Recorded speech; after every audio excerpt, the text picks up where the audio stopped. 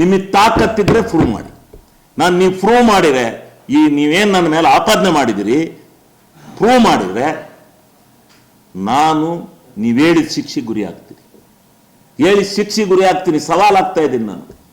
ಹೌದು, ದೇವೇಗೌಡರನ್ನ ಬಿಟ್ಟು ಬಂದು, ದೇವೇಗೌಡರು ಪಕ್ಷ ಬಿಟ್ಟು ಬಂದಿದ್ದೀವಿ.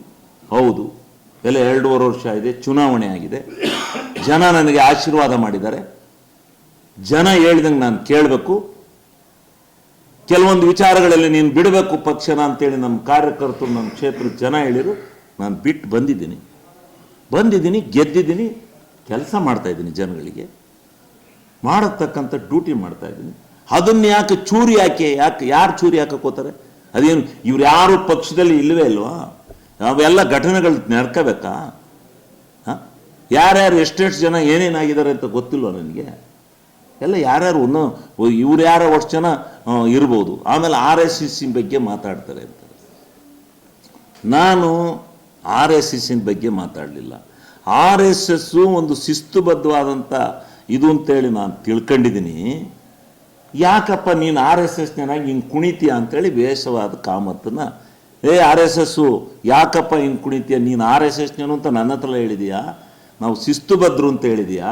ನೀನು ಯಾಕಪ್ಪ ಹಿಂಗೆ ವ್ಯವಹರಿಸ್ತೀಯ?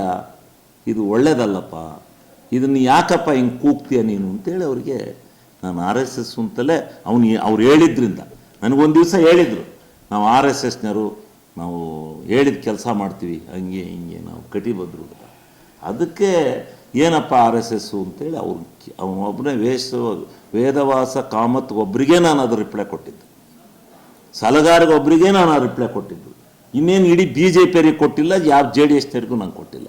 ಅವರು ಅವ್ರು ಕುಣಿತಾ ಇದ್ರು, ನನ್ನ ಬಗ್ಗೆ ಧಿಕ್ಕಾರ ಕೂಗ್ತಾರೆ ಇವರಿಬ್ಬರೇ. ಇವ್ರ ಋಣ ಏನು ತಿಂದಿದ್ದೀನಿ ನಾನು? ಏನು ಇವ್ರು ಯಾತಕ್ಕೋಸ್ಕರ ನನ್ನನ್ನು ವೈಯಕ್ತಿಕವಾಗಿ ಈ ರೀತಿ ಛೇಡಿಸ್ತಾರೆ? ಯಾತಕ್ಕೋಸ್ಕರ ನನ್ನ ವೈಯಕ್ತಿಕವಾದ ಬದುಕಿನಲ್ಲಿ ಇವ್ರು ಬರ್ತಾರೆ? ಇವ್ರು ಪ್ರೂವ್ ಮಾಡ್ತಾರೆ? ಹಂಗಾರೆ ಇವ್ರು ಪ್ರೂವ್ ಮಾಡ್ತಾರ? ಇವರು ಇದನ್ನ ಮಾಡ್ಬೋದಾ? ವೈಯಕ್ತಿಕವಾಗಿ ಒಬ್ಬನ್ನ ಭಾಷಣ ಮಾಡ್ತಾ ಇದ್ದನ್ನ ನೀನು ಕಳ್ಳ ಅಂತ ಹೇಳಿ ವಿಧಾನಸಭೆಯಲ್ಲಿ ಹೇಳ್ಬೋದಾ? ಹಂಗಾರೆ ಆ ಹೇಳಿದ್ದಕ್ಕೆ ನಾನು ಈ ಪ್ರಚೋದನೆ ನಾನು ಒಂದು ಸ್ವಲ್ಪ